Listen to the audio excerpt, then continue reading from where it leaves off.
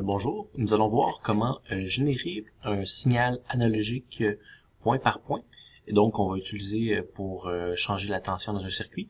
Et ensuite, au même moment ou quelques instants plus tard, faire l'acquisition point par point d'un signal aussi analogique qui est pris ailleurs dans le circuit. En fait, bref, ça va servir pour laboratoire génération de signal. Alors, pour faire ça, on doit d'abord placer une boucle. Alors, comme on acquisitionne le signal point par point, il faut avoir une boucle pour générer le nombre de points. On pourrait, par exemple, avoir une centaine de points pour notre acquisition. En fait, aussi, on pourrait déterminer quelle tension on veut générer. Alors, nous, par exemple, on veut générer une tension entre 0 et 5 volts. Ça pourrait être une valeur. On va seulement avoir ici un petit 5.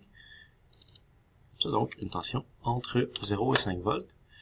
Alors, ici, pour savoir notre incrément, donc de combien on va augmenter la tension à chaque itération, on va simplement symboliser, donc je vais 5 volts divisé par ma valeur ici de 100, mes 100 points. Alors, ça va faire mon incrément, donc de 50 millivolts ou 0.05 volts, qu'on va faire varier. Et ici, mon petit indice qui va varier de 0 à 99. On va reprendre cet indice-là pour notre tension et on va venir le remultiplier par la tension. Ça, donc, mon indice qui va de 0 à 99 ici, qu'on va multiplier par ce qu'on a ici. Donc, ici, ça va être 0.05. Donc, 99 fois 0.05, ça va aller jusqu'à 4.95 volts. Alors, on aurait pu mettre un petit plus 1 pour faire de 0.05 à 5 si on avait désiré faire l'acquisition de cette manière. Alors là, pour faire l'acquisition point par point, on va utiliser une structure, une séquence déroulée, tout simplement pour forcer l'acquisition d'un signal. Donc, dans un certain ordre, il y a d'autres façons de faire, mais la séquence déroulée, ça va être ce qui est assez simple. On peut ajouter des étapes après. On va ajouter une étape après, ici, ajouter une étape après. Et là, ce qu'on voit quand... On va demander ça. Alors, seulement ce qu'on va mettre comme code va s'exécuter en ordre. Ce qui va se passer, ce qui va être dans cette case-ci va être en premier, ensuite dans cette case-ci en deuxième, et cette case-ci en troisième. Ça va nous permettre donc d'ordonner la génération d'un signal, un certain temps d'attente, et ensuite l'acquisition d'un signal point par point. Alors, allons-y tout de suite. Alors, je place utiliser dans entrée et sortie de mesure, et au niveau DAC-MX, je vais prendre encore une fois l'assistant DAC. Alors, on va prendre ça ici. Et là, sur mon bornier, j'ai placé au niveau de la sortie analogique. J'ai un câble BNC qui est connecté au niveau de la sortie analogique qui est analog output. Dans le DAC 1, alors je vais générer le signal, sortie analogique. Je vais générer une tension. Et c'est vraiment le analog output, donc la sortie analogique 1 que j'ai utilisé. Donc je vais terminer ça. Et tout simplement, nous, ça va pas être n échantillons, ça va être un échantillon sur demande. Alors qu'on va générer, simplement cliquer OK ici. Je vais générer une tension sur demande. Et la tension que je vais générer, c'est celle que je vais envoyer à la DAC, donc la tension entre 0 et 5 volts, qu'on va envoyer ici. Ensuite, j'aimerais ça avoir un certain temps d'attente. Alors, on pourrait tout simplement faire attendre une certaine nombre de millisecondes, donc créer une constante, attendre une dizaine de millisecondes. Et ensuite, on peut revenir, mettons, lire notre tension. Alors là, je génère une tension de 0 et 5 volts. La première itération de la boucle, je vais générer 0.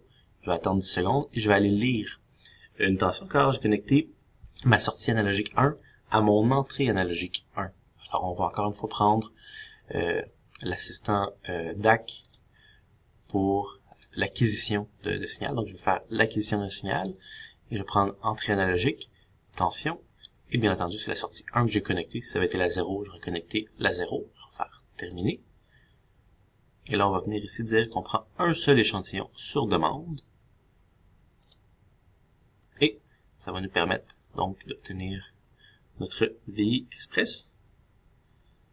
Et là, on va avoir les données qui vont sortir. Le problème, les données vont sortir sous forme, si on voit ici, là, ils sont sous forme de signaux. Alors, il faut encore une fois aller dans le niveau des VI Express.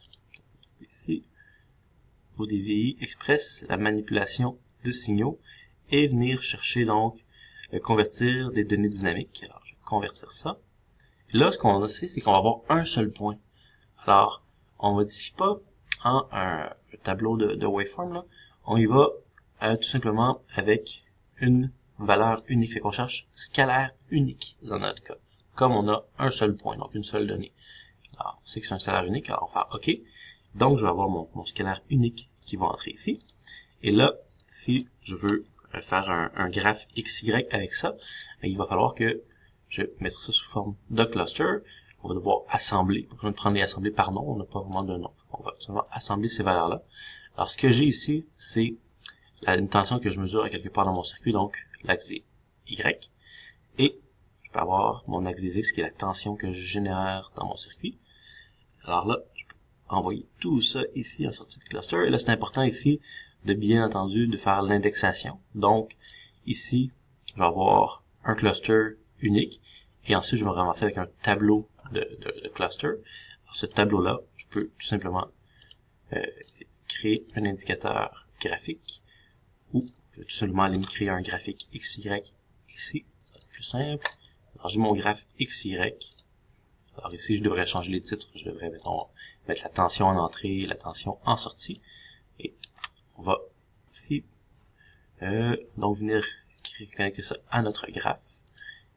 Et on pourrait même indiquer en temps réel, si on désire, tension en entrée, tension en sortie. Fait créer un indicateur. Même chose ici, je pourrais créer un indicateur numérique. Fait que ça serait en sortie.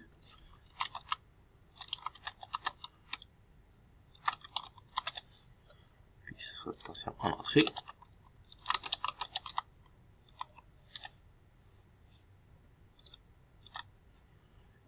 On va seulement exécuter le VI.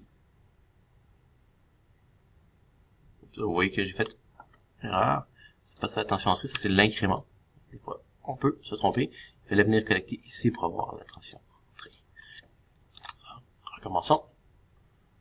Et on a bien ça. Donc, moi c'est simple. J'ai pas de circuit, j'ai pas de 10 heures de courant, rien. Alors, la tension en entrée et la tension en sortie, c'est la même. Donc, ça va donner une belle pente de 1. Alors, on voit que tout fonctionne bien. Alors, voici comment faire la génération de signaux point par point et l'acquisition aussi point par point et de comment recombiner le tout pour obtenir donc présenter ça sous forme de graphique.